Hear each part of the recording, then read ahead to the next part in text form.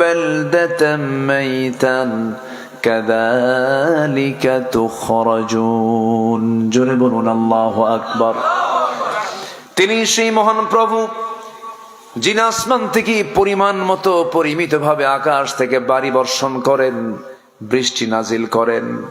এরপর অতবার তিনি সেই বৃষ্টি নাজিলের মধ্য দিয়া মৃত জনপদকে তিনি জিন্দা করেন, সঞ্জীবিত করেন। আমার বন্ধুগণ, কাযালিকা তুখরাজুন, এমন করি তোমাদেরকে একদিন বের করা হবে। সূরা যুখরুফের 11 নম্বর আয়াতে আল্লাহ রাব্বুল আলামিন বৃষ্টির পরিমাণটাও বলে দিয়েছেন। বৃষ্টি পরিমাণ মতো নাজিল হয় বিকাদারিন। ও মাপা বৃষ্টি আল্লাহ পাক নাজিল করেন না। আল্লাহ রাব্বুল আলামিন এই পৃথিবীর জীব জগৎ এই পানি চক্রের উপরেই নির্ভরশীল করে দিয়েছেন। পানি চক্র যদি না থাকতো পৃথিবীর কেউ বাঁচত না। আর এই পানি চক্রটাকে যদি কেউ, দুনিয়ার কোন মানুষ যদি কিয়ামত পর্যন্ত চেষ্টা করে পারবে না। সমস্ত টেকনোলজি প্রযুক্তি ব্যবহার করেও যদি পানির চক্রটি যদি কৃত্রিম ভাবে তারা যদি চালাতে চায়, কিয়ামত হয়ে যাবে। কিন্তু মানুষের পক্ষেই সিস্টেম পদ্ধতি চালু করা সম্ভব নয়। এগুলো সম্পূর্ণ অবদান একমাত্র কার? আমার বন্ধুগণ, এই পানি চক্রের কথা আল্লাহ রাব্বুল আলামিন ১৫০০ বছর আগে জানায় দিয়েছেন। আধুনিক সায়েন্স বলতেছে প্রতি সেকেন্ডে ভূপৃষ্ঠ থেকে প্রত্যেক দিন আল্লাহ রাব্বুল আলামিন জানিয়ে দিচ্ছেন, বান্দা আমি পানি চক্রের আকারে ভূপৃষ্ঠ থেকে পানিগুলা বাষ্প আকারে আমি উঠায় আনি, আকাশে জমা করি, মেঘ বানাই, সেখান থেকে বৃষ্টি নাজিল করি। কি পদ্ধতি তার? আমার বন্ধুগণ, বিজ্ঞান বলতেছে প্রতি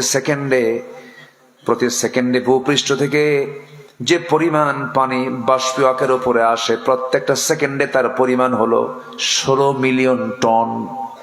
16 মিলিয়ন টন পানি প্রত্যেক সেকেন্ড আল্লাহ পাক বাষ্প আকারে ভূপৃষ্ঠ থেকে উঠান। সুবহানাল্লাহ বলবেন না?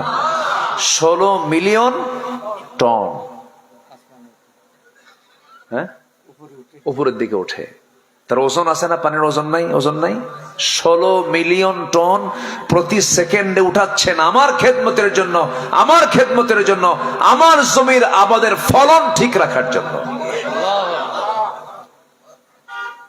আল্লাহু আকবার। এরপরও বান্দাকে আল্লাহ আমারে কি দেখে না? হ্যাঁ, বলে না? এরকম বলে না? বলে। প্রতি সেকেন্ডে যদি 16 মিলিয়ন টন পানি যদি বাষ্প হয়ে যদি উপরে উঠতে থাকে, আল্লাহ রাব্বুল আলামিন কি পরিমাণ পানি বছরে উঠান। প্রত্যেকটা সেকেন্ডে যে পরিমাণ পানি উঠে যায়, এটাকে যদি আপনি বছরে নিয়ে নেন, বছরের পরিমাণটা দাঁড়ায়, বিজ্ঞান বলছে 513 ট্রিলিয়ন টন। 513 ট্রিলিয়ন টন, হিসাবই তো আসে না। আরেকটা রহস্য হলো, সেই পরিমাণ পানি আকাশ থেকে আল্লাহ রাব্বুল আলামিন নাজিল করেন। যে পরিমাণ পানি ভূপৃষ্ঠ থেকে পানি চক্র আকারে উঠান, যে পরিমাণ উঠান সেই পরিমাণ নাজিল করেন বিকাদারিন, পরিমাণ মতো নাজিল করেন। আল্লাহ বলছেন, বান্দারে যদি এই সিস্টেম যদি না চালু থাকতো, সব অচল হয়ে যেত, কোনো কিছুই থাকতো না, সমস্ত সিস্টেম গুলো ব্রেক হয়ে যেত, গ্রাউন্ড ওয়াটার লেভেল ক্রমশ নিচে নেমে যেত, সাস্টেইনেবল ওয়াটার ম্যানেজমেন্ট চ্যালেঞ্জের মুখে পড়ে যেত, ভূগর্ভস্থ পানির স্তর কমে গেলে agricultural productivity, urban water supply ব্যাপক সংকটে পড়ে এক সময় গ্রাউন্ড ওয়াটার রিজার্ভস কমে যেত। ফলে পুরো বিশ্বটা ইকোলজিক্যাল সিস্টেমের ভারসাম্য নষ্ট হয়ে প্রাণীর অস্তিত্ব ধ্বংসের মুখে পড়ে যেত। এই যে একটা বিশাল ম্যানেজমেন্ট ওই পৃথিবী যেদিন তৈরি করেছেন, সেদিন থেকে নিয়ে আজ পর্যন্ত কিয়ামত পর্যন্ত এই পানির যে ম্যানেজমেন্ট সিস্টেম সম্পূর্ণ সুন্দর করে সুচারুরূপে রেখে দিয়েছেন তিনি আমার কে, এবং কিয়ামত পর্যন্ত রাখবেন তিনি আমার কে? আল্লাহ। আমার বন্ধুগণ,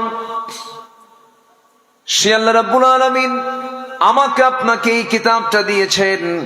এই কিতাব দেওয়ার মূল লক্ষ্য হলো আমরা যেন ভালো থাকি, আমরা যেন সুখে থাকি, আমরা যেন দুনিয়াতে কল্যাণ নিয়ে থাকি। আমরা যদি দুনিয়ার কল্যাণ, আখিরাতের যদি মুক্তি নিশ্চিত করতে চাই, এই বিধানের বিকল্প কোনো পথে আমরা শান্তি পাবো না। আজকে স্বাধীনতার 53 বছর চলে যাচ্ছে। কেউ শাসন করলো 25 বছর, কেউ শাসন করলো 16 বছর, কেউ শাসন করেছে 9 বছর, মাঝখান দিয়া কেয়ারটেকার গভর্নমেন্ট কয়েক বছর। সবাই দেশ শাসন করলো, কিন্তু ফলাফল হলো আমার দেশে 18 কোটি মুসলমান নামাজ পড়ে 5%, আর বাকি 95% নামাজ পড়ে না। এমন চিত্র তো হওয়ার কথা ছিল না। এই যে দীর্ঘ সময় ধরে মুসলমান পরিবারের সন্তানগুলো, মুসলিম পরিবারের লোকগুলো দেশ চালালো, লজ্জায় মাথা নিচু হয়ে যায়। মদের আইন পাশ হয়েছে, সুদের আইন পাশ হয়েছে, জেনার আইন পাশ হয়েছে, কিন্তু নামাজের আইন পাশ হয় নাই। ঠিক কিনা? কথা বলবো? আপনার ছেলে কই গেল? আছে তো, মাশাআল্লাহ। কোথায়? আমিনুল ইসলাম মুকুল কোথায়? জি আলহামদুলিল্লাহ, মানে বাপরে থুয়ে গেছে। মাশাআল্লাহ। আমি কি আলোচনা করব? কথা বলবো? পুই ছড়ি না? পুই ছড়ি কেমনে কি নাম হলো বলেন তো? হ্যাঁ, অনেকে বিশ্লেষণ করতে ছড়ার ছড়ি তো এখানে বহু, ফটিক ছড়ি, নোনা ছড়ি আছে না? এরকম ছড়ি। আর একটা ছোট মাছ আছে পুঁই মাছ। হ্যাঁ পুই, পুই, হ্যাঁ পুই মাছ, হ্যাঁ পুঁই মাছের নাম অনুসারে পুই মাছ, পুইয়া মাছ, পুইয়া মাছ বলে। হ্যাঁ জি, অনেকটা মিল আছে। তাহলে তাহলে ঠিকই আছে। তাহলে এত বড় মাছ খান না আপনারা, খালি ছোট ছোট মাছ খান না? হ্যাঁ, অথচ বড় দরিয়া আছে, সেই দরিয়ার মাছ বাদ দিয়ে পুই পুই পুই পুই, ছোট না? ঠিক আছে, ছোট মাছের মজা বেশি। অনেকে ছোট মাছ খায়, তাই না? বড় মাছ খায় না। ছোট মাছের স্বাদ বেশি, ওর চোখ, মানে ছোট মাছ যদি বেশি খাওয়া হয়, বড় মাছের চাইতে ছোট মাছের উপকারিতা বেশি, প্রোটিন বেশি। জি জি, ঠিক আছে। নামের তফসির তো হয়ে গেল, এখন আসেন কোরআনের তফসিরে যাই। জি, আল্লাহ কবুল করুন। জোরে বলি আল্লাহুম্মা আমিন। আরো জোরে আল্লাহুম্মা আমিন। আমি যেখান থেকে তেলাওয়াত করেছি সেই সূরার নাম হলো সূরাতুল হুজুরাত। হুজুরাত মানে হচ্ছে জাস্ট অন্দরমহল, যেটা। এই সূরাটার নামকরণ করা হয়েছে 4 নম্বর আয়াতকে সামনে রেখে। আমার নবীজি জাতিকে আদব শিক্ষা দিয়েছেন, বলি আলহামদুলিল্লাহ। কি শিক্ষা দিয়েছেন? আদব। আমি যে সূরা থেকে তেলাওয়াত করেছি, সূরাতুল হুজুরাত, এটা যদি আজকে এই দেশের প্রত্যেকটা শিক্ষাঙ্গনের সিলেবাসে যদি বাধ্যতামূলক করে দেওয়া হতো, অন্তত এই জাতি বেয়াদব হতো না। কিন্তু এগুলো তো নাই। বরং যে সিলেবাস তারা চালু করেছিল এই 16 বছর, এই বছর তো আরো আপডেট। শিক্ষকদেরকে ব্যাঙের ডাক শিখে, কি বলে, হাঁসের ডাক শিখাইছে, হাঁসের ডাক, হাঁসের ডাক শিখাইছে। আর ব্যাঙের মতো কি লাফালাফি শিখাইছে। ব্যাঙ কেমনে লাফায় আর হাঁস কেমনে ডাকে, এই হলো শিক্ষকের প্রশিক্ষণ। সম্মানিত ভাইয়েরা, আমি তো হালই ছেড়ে দিয়েছিলাম। আমি ভাবছিলাম যে এই দেশের কোন সিলেবাসে বাচ্চাদেরকে পড়াবো। আমি পড়াবোই না সিলেবাসে। এটা সুন্দর পরিবেশ আমরা ফিরে পেয়েছি। আমরা নতুন করে দেশকে সাজাবো। জোরে বলি ইনশাআল্লাহ। আরো জোরে বলি ইনশাআল্লাহ। এই 53 বছর আমরা মুসলিম উম্মার জন্য উল্লেখযোগ্য কোন আইন আমরা পাইনি। জেনার আইন, জেনার লাইসেন্স দিয়েছে, মদের লাইসেন্স দিয়েছে, সুদের কারবার করতে দিয়েছে, কিন্তু আজ পর্যন্ত এমন নেতৃত্ব আসেনি আমার দেশে ক্ষমতার মসনদে যারা নামাজের একটা আইন পাশ করবে। অথচ জাহান্নাম থেকে বাঁচার জন্য 1 নম্বর কাজ হলো নামাজ। কি? নামাজ আদায় করা। অতএব আমরা তো সব দেখা শেষই করলাম, আমাদের দেখতে আর বাকি নাই। কে কি করেছে, কে কি করবে, এটা আমাদের জানা হয়ে গেছে। অতএব সব দেখা যখন শেষ করেছি, নতুন দেখবো। এবার সব দেখা শেষ, আগামীর দেশ আমরা দেখতে চাই, কোরআনের দেশ, ইসলামের দেশ। রাজি আছেন কারা কারা? হাত উঁচু করে দেখান মুসলমান।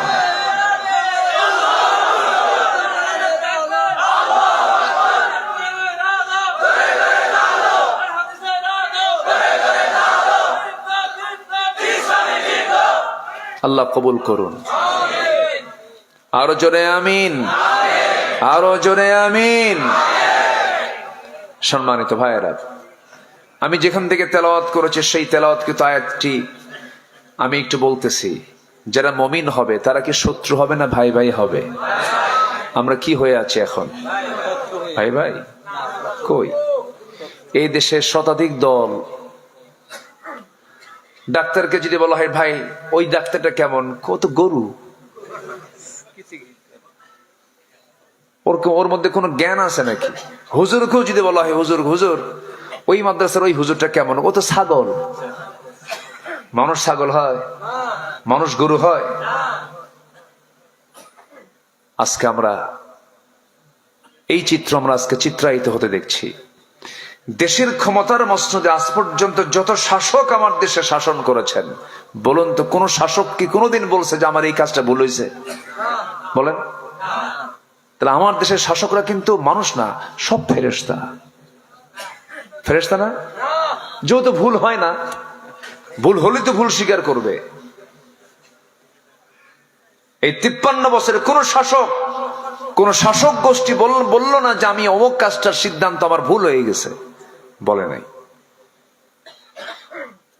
অনেক কিছু পেয়েছি আমরা আর নতুন করে ওই সমস্ত জঙ্গল টানতে চাই না।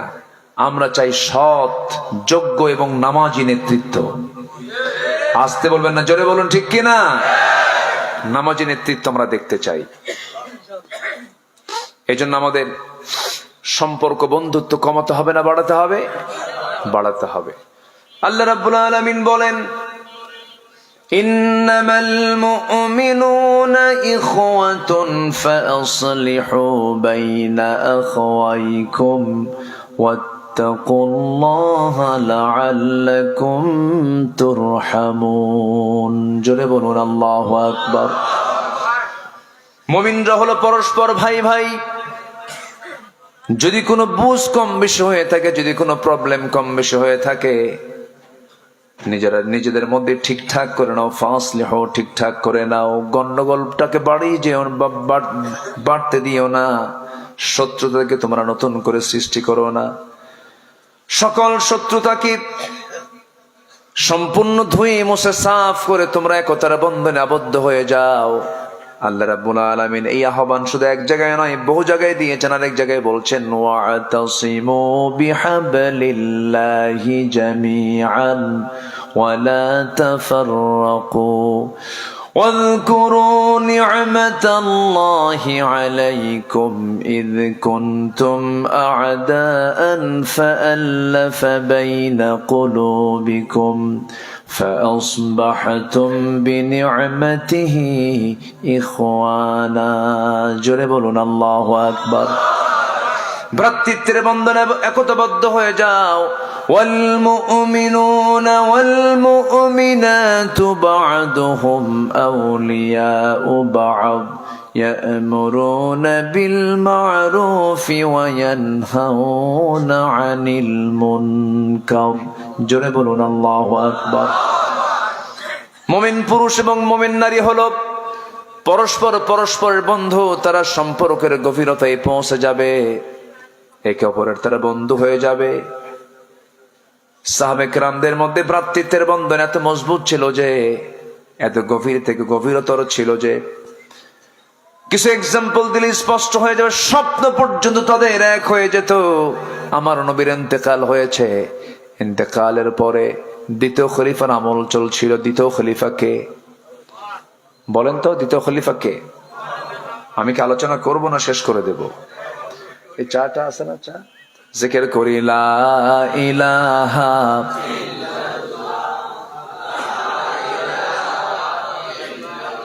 আরো জোরে লা ইলাহা সুবহানাল্লাহ আলহামদুলিল্লাহ।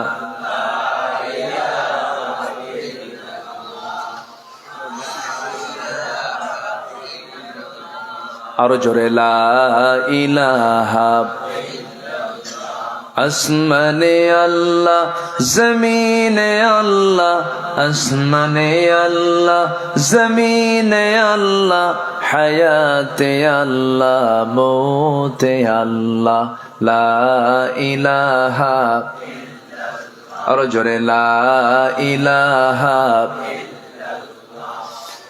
লা ইলাহা ইল্লাল্লাহু মুহাম্মাদুর রাসূলুল্লাহ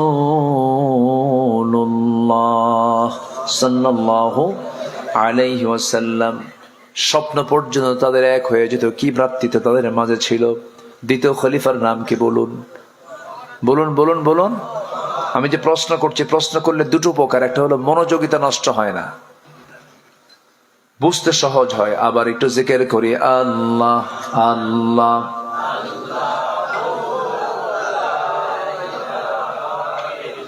আরো জোরে আল্লাহ আল্লাহ আল্লাহু লা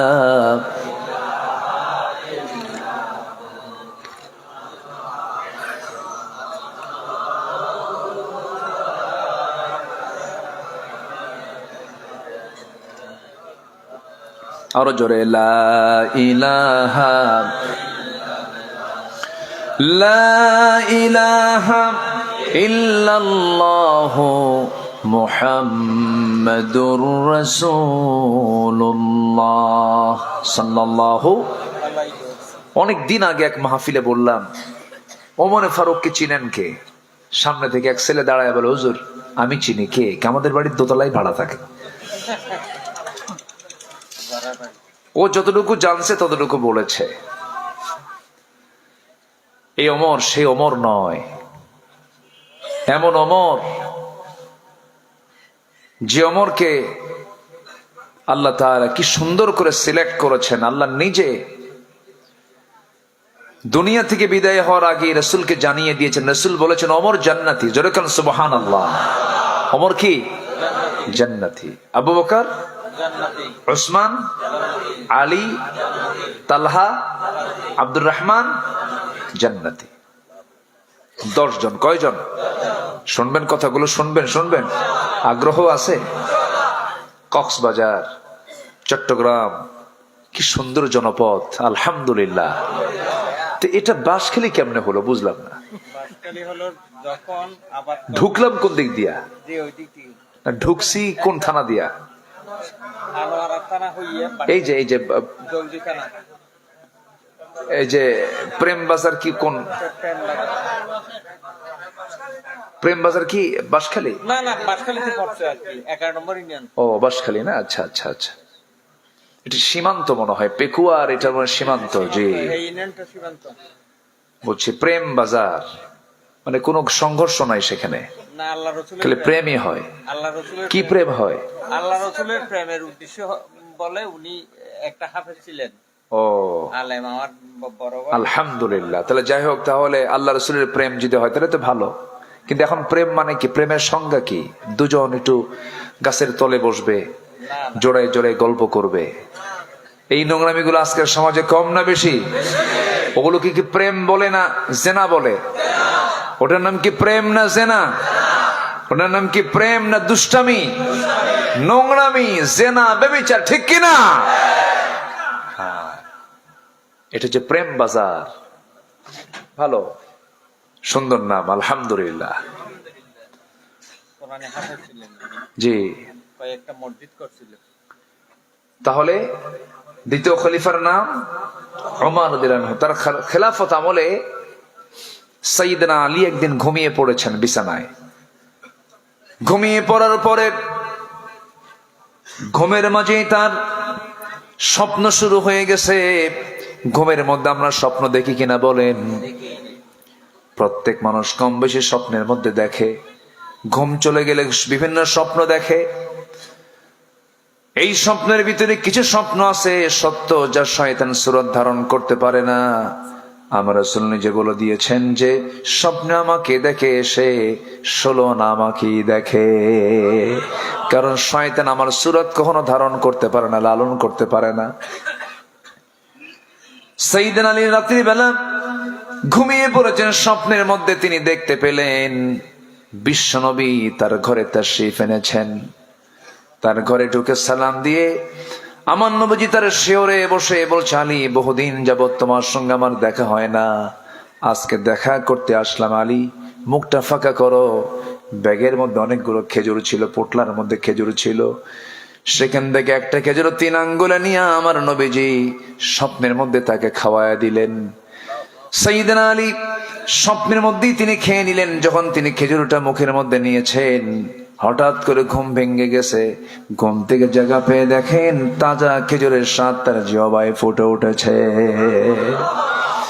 ওযু বানালেন, আবেগ আপ্লুত হয়ে পড়লেন, তাহাজ্জুদের নামাজে দাঁড়ায় গেলেন। নামাজ শেষ করে এবার ফজরে চলে গেছেন মসজিদে। আমার বন্ধুগণ, মসজিদে গিয়ে প্রথম কাতারে জায়গা পান নাই, দ্বিতীয় কাতারে জায়গা পান নাই, তৃতীয় কাতারে ঠিক মাঝখানে গিয়ে নামাজে দাঁড়ায় গেলেন। নামাজ পড়াচ্ছেন বেতনভুক্ত কোনো ইমাম নয়, নামাজ পড়াচ্ছেন দুনিয়ার সাধারণ আমাদের দেশের ইমামদের মতো ইমাম নয়, পাওয়ারলেস কোন ইমাম নয়। আমার দেশের 4.5 লক্ষ মসজিদের সমস্ত ইমামগুলো পাওয়ারফুল না পাওয়ারলেস? হ্যাঁ, পাওয়ার আছে? পাওয়ার আছে?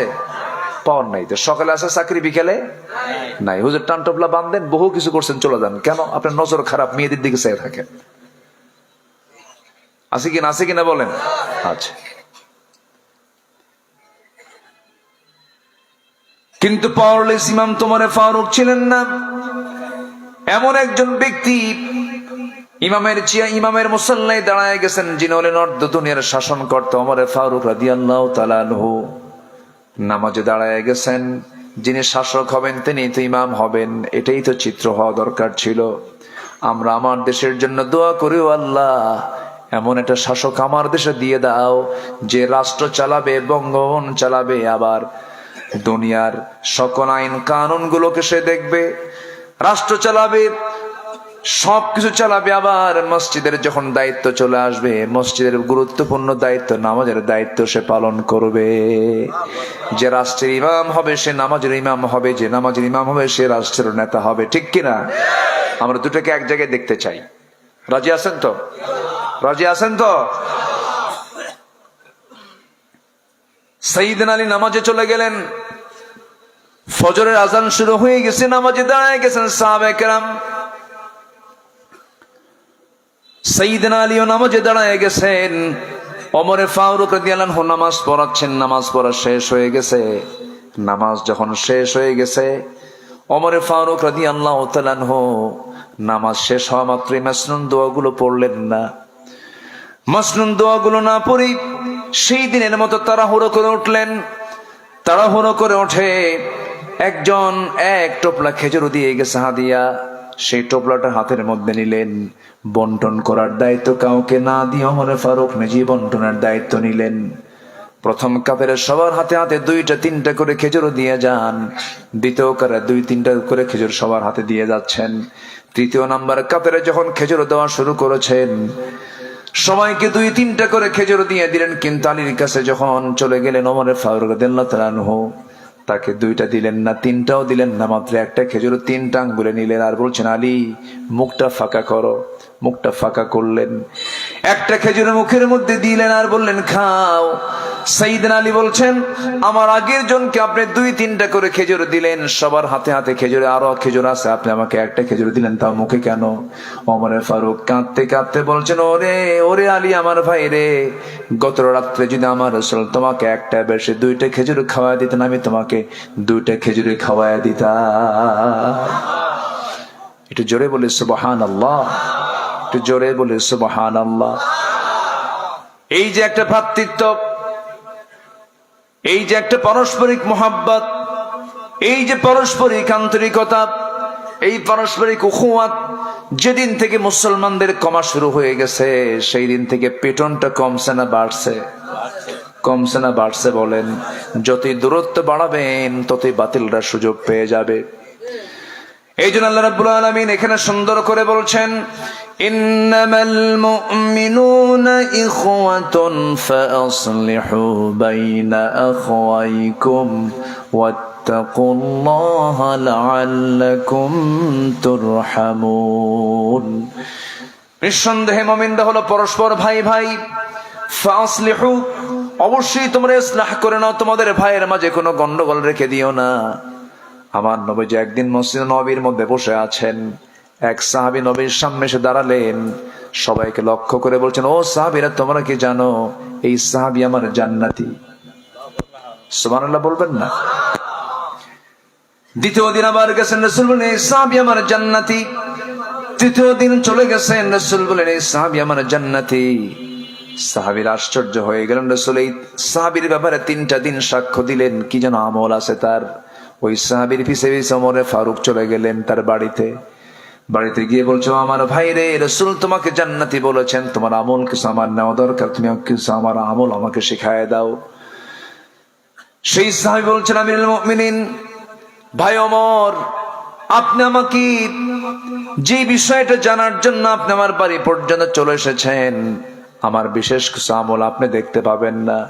আমার বিশেষ আমল যদি থেকে থাকে, আমি একটা বিশেষ আমল করে থাকি, সেটা হলো সারাদিন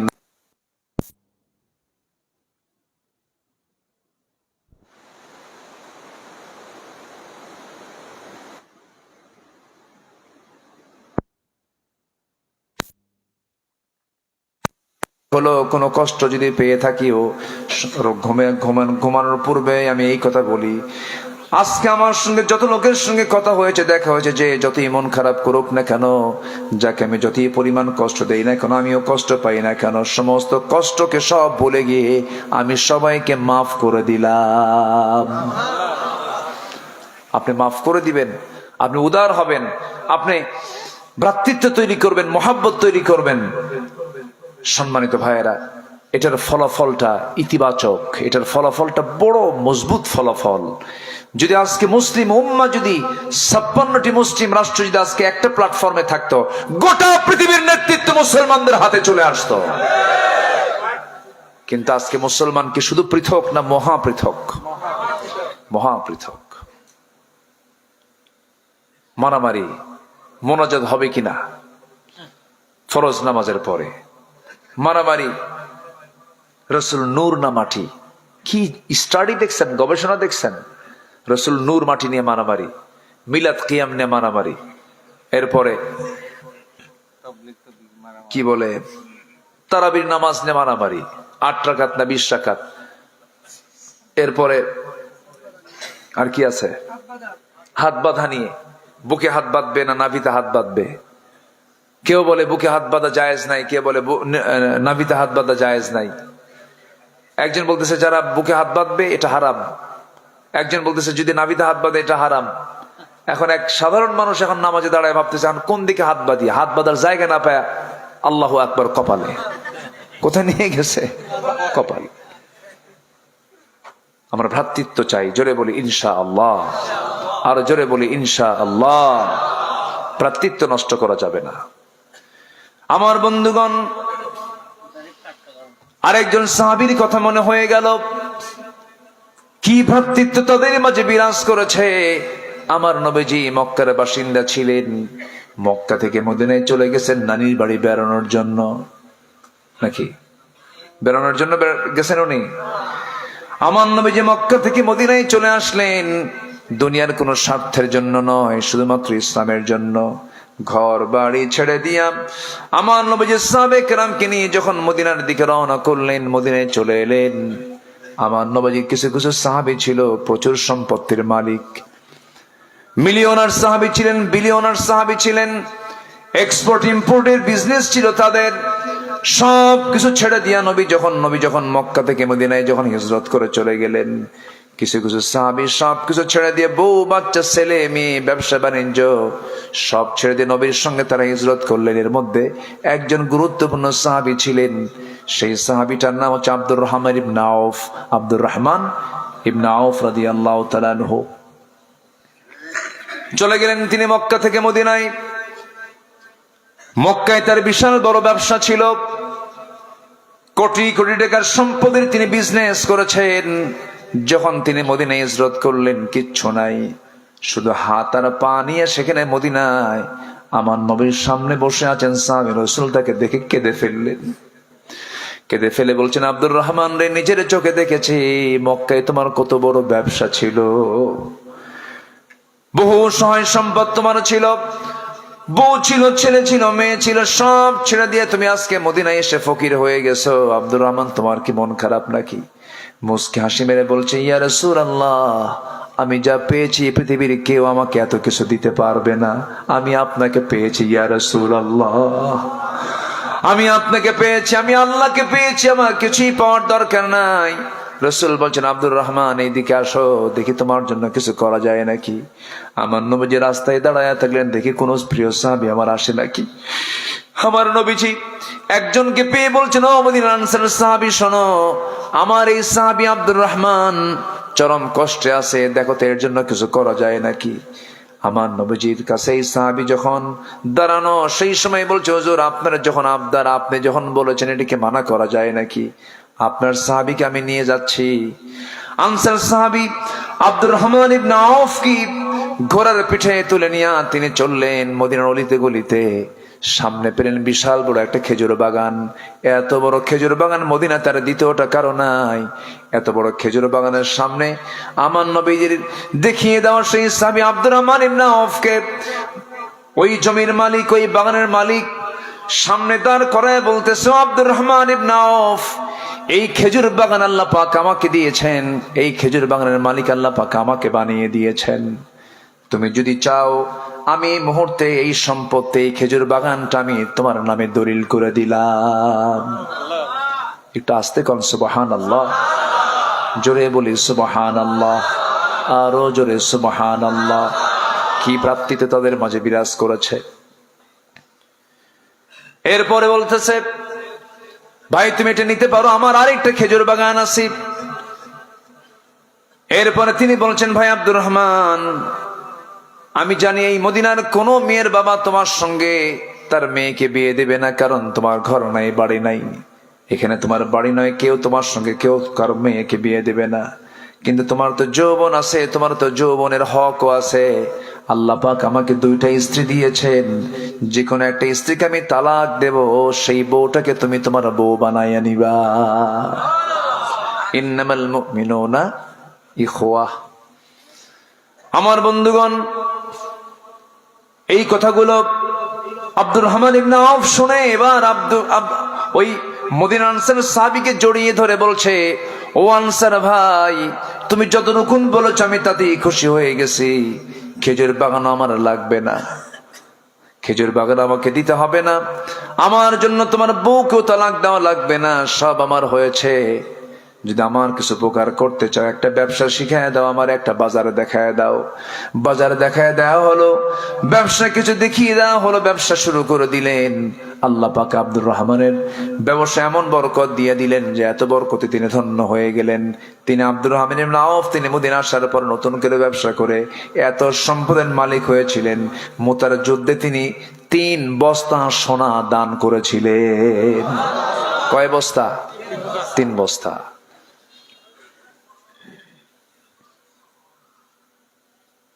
এই আব্দুর রহমান ইবনে আউফ রাদিয়াল্লাহু তাআলা আনহু ব্যবসা শুরু করে দিলেন। টাকা পয়সা কামাই হলো, কিছু সম্পদ জমা হয়ে গেছে। বিয়ের জন্য তিনি প্রিপারেশন নিয়ে নিলেন। একদিন মেয়েকে দেখতে গেছেন, এক মহিলাকে বিয়ের জন্য দেখতে গেছেন, পছন্দ হয়েছে, বিয়ে করে ফেলেছেন। 3-4 দিন পর নবীর দরবারে যখন তিনি আসলেন, রাসূল বলেন, আব্দুর রহমান, তোমার গায়ে সুন্দর পোশাক দেখতেছি, সুগন্ধি তোমার শরীর থেকে বের হচ্ছে, আমার মনে হচ্ছে তুমি একটা কিছু ঘটাইছো, মনে হয় তুমি বিয়ে করে ফেলেছো। সঙ্গে সঙ্গে আব্দুর রহমান বলছেন, ইয়া রাসূলুল্লাহ, হ্যাঁ সত্যি হুজুর, আমি বিয়ে করে ফেলেছি। রাসূল বলেন, তুমি আমাকে দাওয়াত দিলা না। আমার বন্ধুগণ, দেখবেন বিয়ের সময় যখন হয়ে যায় কারো, বিয়ের দিন তারিখ ঠিক হয়ে গেলে অনেক সময় কাছের বন্ধু বাদ পড়ে যায়, হয় না? এরকম হয় না? বাদ পড়ে যায়। আমার নবীজি মনক্ষুণ্ণ হলেন না, শুধু বললেন, বিয়ে তো করেছ, মোহরনার টাকা দিয়েছ নাকি? হুজুর, মোহরনার টাকা দিয়েছি। এই যে আমি কিছু ব্যবসা করেছি, ব্যবসা করে কয়েক রতি সোনা কামাই করেছি, সেই কয়েক রতি সোনা আমি আমার বউয়ের হাতে দিয়ে মোহরনা পরিশোধ করে আমার বউটাকে রানী বানায় ঘরে নিয়ে আসছি। আমার নবীজির সঙ্গে সঙ্গে কাদা কাদা কণ্ঠে বলছেন, আল্লাহ, আমার এই সাহাবীর ব্যবসায় তুমি আল্লাহ বরকত দিয়ে দাও। এত বরকত হলো যে আব্দুর রহমান ইবনে আওফ রাদিয়াল্লাহু তাআলা আনহু জীবনে যত সম্পদ কামাই করেছেন, যখন তিনি মারা যান, মারা যাওয়ার পরে 13 জন সন্ততি তারা উত্তরাধিকার সূত্রে যে পরিমাণ সোনা পেয়েছে সেই সোনাকে ভাগ করার জন্য হাত দিয়ে হয় নাই, কুড়াল দিয়ে কেটে কেটে ভাগ করতে হয়েছে। জোরে বলে সুবহানাল্লাহ, আরো জোরে বলে সুবহানাল্লাহ। আমার বন্ধুগণ, আমার ভাইয়েরা, ভ্রাতৃত্বের মতো বন্ধন আর কি পৃথিবীতে কিছু নেই। চূড়ান্ত ভ্রাতৃত্ব তৈরি করতে হবে। শত্রুতা যত বাড়াবো আমরা হেরে যাব। মুসলমানদের মধ্যে ফেরকা তৈরি করা যাবে না। আল্লাহ রাব্বুল আলামিন ভ্রাতৃত্বের ব্যাপারে বহু জায়গায় ইঙ্গিত দিয়েছেন, বারবার তোমরা এক হয়ে যাও, তোমরা ঐক্যের প্ল্যাটফর্ম তৈরি করো। আমার বন্ধুগণ, আল্লাহ রাব্বুল আলামিন আবার বলছেন, ফাসলিহু বাইনা আখওয়াইকুম, তোমার ভাই কোন একটা দোষ করেছে তা আড়াল করে ফেলো, তাকে সংশোধন করার জন্য চেষ্টা করো। পৃথিবীতে ওই লোকটাই সবচাইতে বড় বিচক্ষণ মানুষ যে তার নিজের জীবনের ভুলগুলো খুঁজে খুঁজে বেড়ায় আর অন্যের জীবনের গুণগুলো খুঁজে খুঁজে বেড়ায়। আমরা মানুষের দোষ খুঁজবো না, গুণ খুঁজবো। বলেন বলেন। আর নিজের কি খুঁজবো? কিন্তু আজকের সমাজের চিত্র কি বলেন? অন্যের দোষ আর নিজের। আমি কি কম কিছু? আমি কি তাহাজ্জুদ বাদ দিই?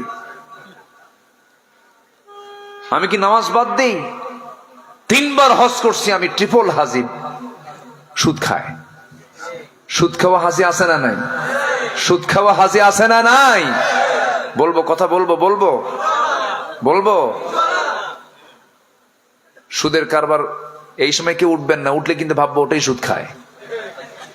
বসো। সুদ খাওয়া কি? জোরে বলুন, সুদ খাওয়া কি? চরম হারাম। শুধু হারাম না, বড় হারাম এটা। আজকে বলিলা এটা চলছে আমাদের সমাজে। আল্লাহ রাব্বুল আলামিন সুদের ব্যাপারে বলছেন, লা তাকুলুর রিবা আযআফাম মুযাআফা, তোমরা চক্রাকারে সুদের কারবার করো না। আহাল্লাল্লাহুল বাই'a ওয়া হাররামার রিবা, আল্লাহ তাআলা ব্যবসাকে করেছেন হালাল, সুদকে করেছেন কি? আরো জোরে বলেন, সুদকে কি করেছেন? হারাম করেছেন। সুদের সর্বনিম্ন গুনাহ হলো নিজের মার সঙ্গে জিনা করা। জোরে বলি নাউযুবিল্লাহ, আরো জোরে নাউযুবিল্লাহ। আমরা যে সূরা থেকে কথা বলছিলাম, সেই সূরা যদিও একটা সামাজিক ছুরা, কিন্তু যে আয়াত আমি নিয়েছি সেই আয়াতটা হলো ভ্রাতৃত্বের আয়াত। আমরা ভ্রাতৃত্ব তৈরি করব, নাম্বার 1। নাম্বার 2, এই আয়াতের 2টা অর্ডার। একটা হলো ভ্রাতৃত্ব তৈরি করো, নাম্বার 2 হলো জীবনে কাউকে ভয় না করে একমাত্র ভয় করো কাকে? নামাজ পড়বে কার ভয়ে? আসলে নামাজ পড়বে কার ভয়ে? ওজন কম বেশি দিবে না কার ভয়ে? মানুষকে কষ্ট দিয়ে কথা বলবে না কার ভয়ে? মানুষ ভালো হবে বান্দার ভয়ে না মানুষ ভালো হবে আল্লাহর ভয়ে? আল্লাহর ভয়ে ভালো হবে। আল্লাহকে ভয় করা শিখতে হবে আমাকে আপনাকে। আমার নবীজির জীবনে কোনো গুনাহ ছিল না, কিন্তু আমার নবীজি যখন রুকুতে চলে যেতেন ছটফট করতেন, তিনি সেজদায় চলে যেতেন কাঁদতে কাঁদতে বেকার হয়ে যেতেন। আমার নবীজি সেজদায় পড়ে ঘন্টার পরে ঘন্টা কাটায় দিয়েছেন। গোটা রাত চলে গেছে, আমার নবীজির 2 রাকাত নামাজ শেষ হয় নাই।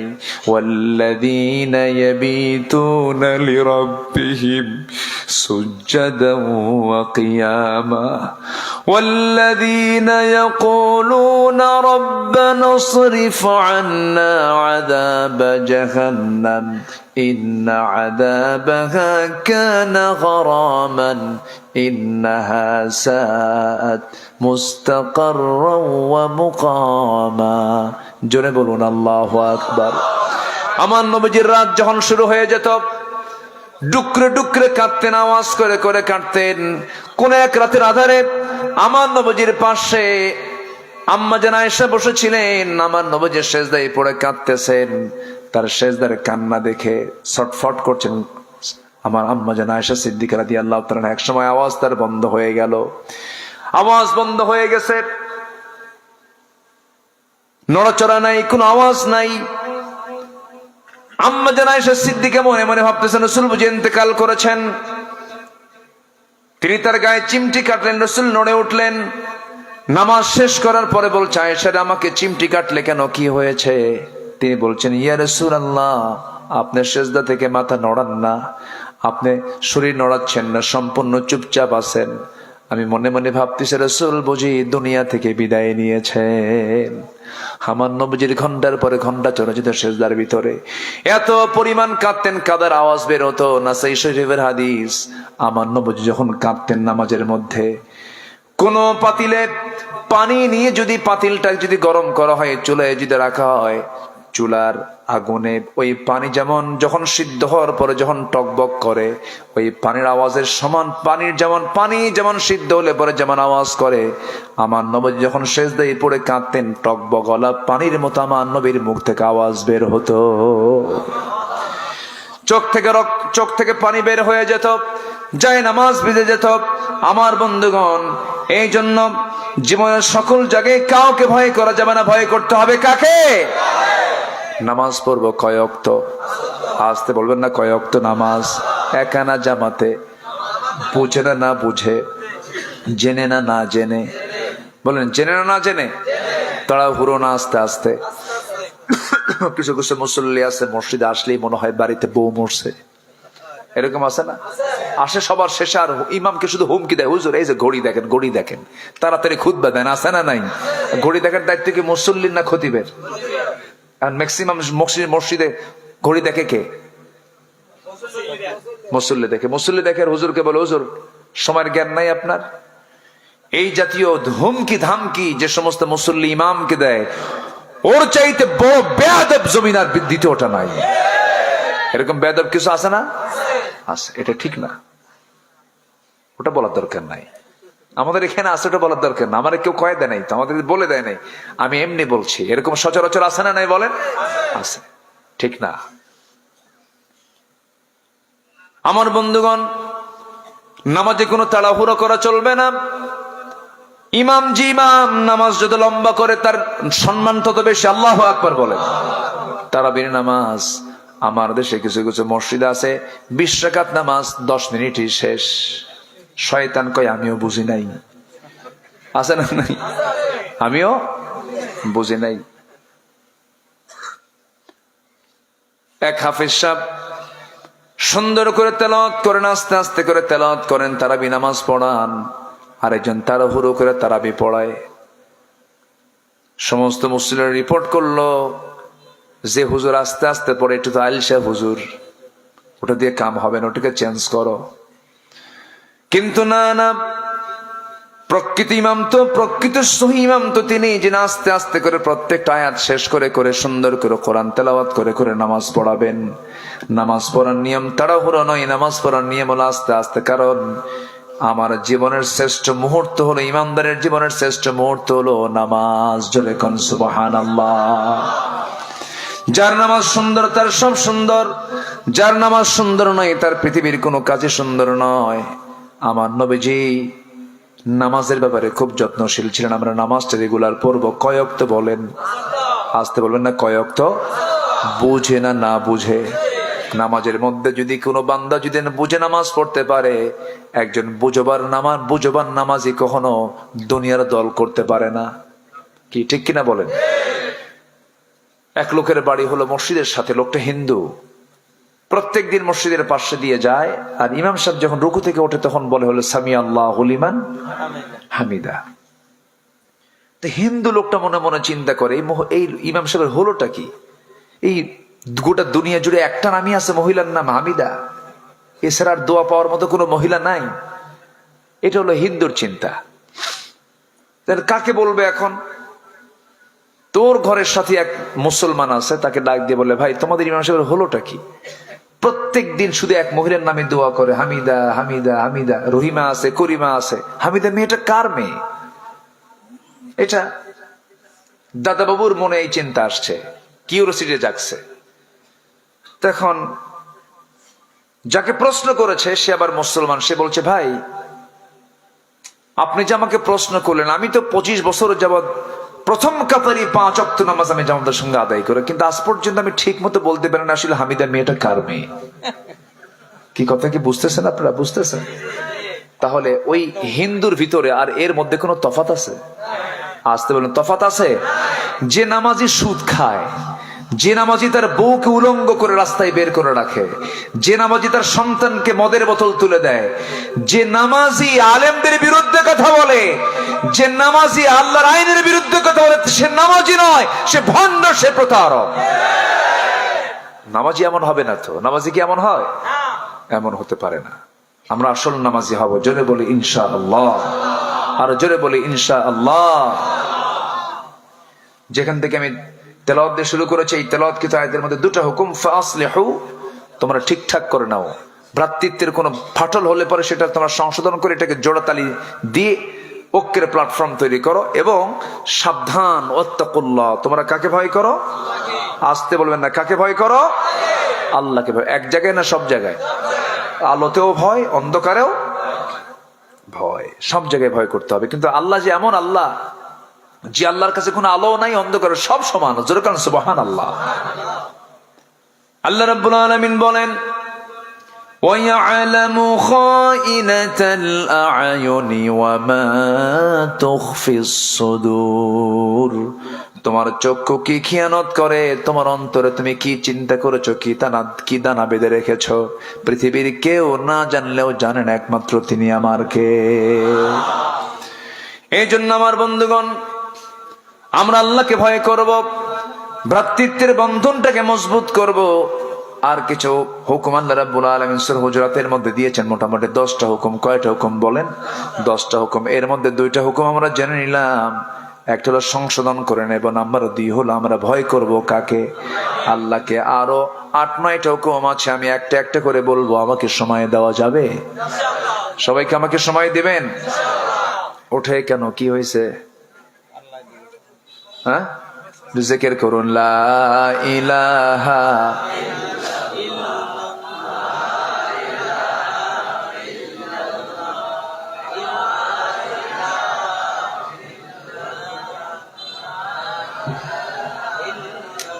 আরো জোরে, লা ইলাহা, আরো জোরে, লা ইলাহা সুবহানাল্লাহ ওয়ালহামদুলিল্লাহ।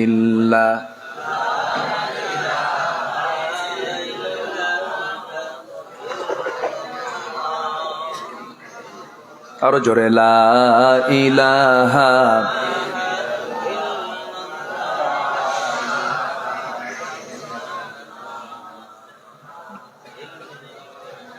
লা ইলাহা ইল্লাল্লাহ, লা ইলাহা ইল্লাল্লাহ, লা ইলাহা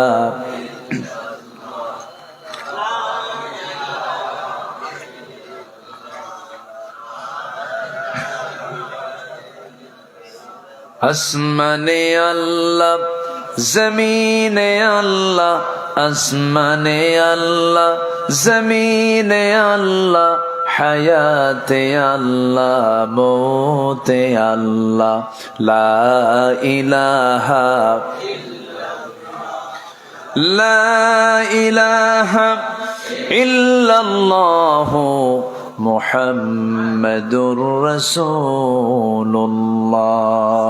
সাল্লাল্লাহু আলাইহি ওয়াসাল্লাম। সূরাতুল হুজুরাতের ব্যাপারে আমি শুরুতেই বলেছিলাম, এটা এমন একটি সূরা, এই সূরা যদি কোনো পরিবারে শেখানো হয়, কোনো শিক্ষা প্রতিষ্ঠানে শেখানো হয়, এই সিলেবাসটা যদি, এই সূরাটা যদি প্রত্যেক সিলেবাসে যদি বাধ্যতামূলক করে দেওয়া হয়, আল্লাহর কসম করে বলি, ওই শিক্ষার্থী, ওই আল্লাহর বান্দা কোনোদিনও বেয়াদব হতে পারে না। 10টা শিক্ষা আজকে আমরা শিখে যাব, বাড়িতে আমরা অ্যাপ্লাই করব, সব জায়গায় আমরা এটাকে অ্যাপ্লাই করব। দেখবেন পরিবেশটা জান্নাতের পরিবেশ হয়ে গেছে। আল্লাহ রাব্বুল আলামিন 10টা হুকুম এই সূরার মধ্যে দিয়েছেন। কয়টা হুকুম বলেন? 10টা হুকুম দিয়েছেন। নাম্বার 1 হলো, আল্লাহ রাব্বুল আলামিন বলছেন, যখন তোমরা কোনো কিছু বলতে যাবে, অনুমান আন্দাজে কোনো কিছু বলতে যাবে না, তদন্ত করবে, ফাতাবায়ানু, এটাকে ডিসকাস করবে, কতটুকু সত্য মিথ্যা যাচাই করে এরপরে কথা বলবে। 1 নম্বর এই হুকুমটা দিয়েছেন তিনি আমার কে? আল্লাহ। এই জীবন সংসার চালাতে গিয়া, এই সমাজ জীবনে, এই রাজনৈতিক জীবনে, এই পারিবারিক জীবনে চলতে গিয়ে কোনো কিছু অনুমান আন্দাজে কোনো সিদ্ধান্ত ছাড়াই কোনো কথা বলবে না। ফাতাবাইয়ানু, ডিসকাস করবে। আল্লাহ রাব্বুল আলামিন বলেন, ইয়া আইয়ুহাল্লাযীনা আমানু ইন জাআকুম ফাসিকুম বিনাবাইন ফাতাবাইয়ানু। আল্লাহু আকবার বলেন। যখন তোমাদের কাছে কোনো ফাসিক লোক যখন সংবাদ নিয়ে আসবে, আগে বিশ্বাস করবে না, আগে ডিসকাস করবে, দেখো তো কতটুকু সত্য কথা। অনুমান আন্দাজ করে কোনো কথা বলে সেটা মিথ্যা, সেটা কি বলেন তো? মিথ্যা, গুনাহ হয়ে যাবে। চিন্তা করে দেখুন কত গুরুত্বপূর্ণ একটা হুকুম আল্লাহ রাব্বুল আলামিন দিয়েছেন। এই সূরাটার 4 নম্বর আয়াত থেকে সূরার নামকরণ করা হয়েছে আল্লাযীনা ইন্নাল্লাযীনা ইউনাদুনাকা মিন ওয়ারাইল হুজুরাতি আকসারুহুম লা ইয়াকিলুন। আমার নবীজি একদিন সাহাবে কেরামকে নিয়ে তিনি আলোচনা করছিলেন। হঠাৎ করে সামনে বসে থাকা দুজন সাহাবী, একজন আবু বকর আর একজন ওমর রাদিয়াল্লাহু তাআলা, দুজন আমার নবীর সামনে তারা বাকবিতণ্ডা শুরু করেছেন। দুজন কথা বলতে নিয়ে এক পর্যায়ে নবীর কথার চাইতে তাদের কথাটা বুলান্দ হয়ে গেছে, বড় আওয়াজ হয়ে গেছে। নবীর কথার চাইতে তাদের আওয়াজটা বড় হয়ে গেছে। নবীজি মনে মনে চিন্তা করছেন, আহারে আমার কথার চাইতে আমার সাহাবীদের কথা বড় হয়ে যায়। আমার নবীজি কিছু একটু মনক্ষুণ্ণ হলেন, না আমি বুঝাই, অথচ তারা আমার কথার উপরে বড় আওয়াজে কথা বলে। নবীজির একটু মনোকষ্ট ছিল, আল্লাহ পাক সহ্য করতে পারলেন না। সঙ্গে সঙ্গে আয়াত নাযিল করলেন। কি আয়াত নাযিল করলেন? লা তারফাউ আসওয়াতাকুম ফাওকা সাওতিন নবী ওয়ালা তাজহারু লাহু বিল কওলি কাজহারি বা'দিকুম লিবা'দিন আন তাহবাতা আমালুকুম ওয়া আনতুম লা তাশউরুন। জোরে বলুন আল্লাহু আকবার। আল্লাহ রাব্বুল আলামিন আয়াত নাযিল করে বললেন, তোমরা তোমাদের আওয়াজের চাইতে, তোমরা নবীর আওয়াজের চাইতে বড় আওয়াজ করে কোনো কথা বলো না। নবীর আওয়াজের চাইতে তোমাদের আওয়াজ যদি বড় হয়ে যায়, আন তাহবাতা আমালুকুম, তোমাদের সমস্ত আমলগুলো আমি আল্লাহ রাব্বুল আলামিন কাট করে দেব, তোমরা সব ধ্বংস হয়ে যাবে। আমার বন্ধুগণ, চিন্তা করে দেখুন, নবীর কথার চাইতে একটু বড় জোরে কথা হয়েছে। আল্লাহ পাক কত শক্ত কথা বলে দিয়েছেন। এই জন্য বড়জন ছোটজন সে কেমন করে কথা বলবে, মুরব্বীদের সঙ্গে কেমন করে কথা বলতে হয়, সম্পূর্ণ আদব শিখিয়ে দিয়েছেন তিনি আমার কে। আমার বন্ধুগণ, তাহলে আজকে আমরা সূরা হুজুরাত থেকে 10টা হুকুম 10টা শিক্ষা নিয়ে যাব। নাম্বার 1 হলো, আমরা যখন কোনো কথা বলতে যাব অনুমান আন্দাজে বলবো না, তদন্ত করে বলবো।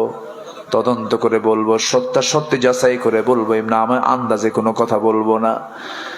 নাম্বার 2 হলো ফাসলিহু, যে আমি কিছুক্ষণ আগে আমার আলোচনায় বলেছি, ফাসলিহু, মীমাংসা করবে, গন্ডগোল সৃষ্টি করে রাখবা না, একটা ফয়সালা করে দিবা। শত্রুতা বাড়ানো যাবে না, শত্রুতার কবর রচনা করতে হবে, সকল শত্রুতা দূর করে ভ্রাতৃত্বের বন্ধন তৈরি করতে হবে। আমরা আগামীর দেশ যদি গড়তে চাই, শত্রুতার দরকার না বন্ধুত্বের দরকার?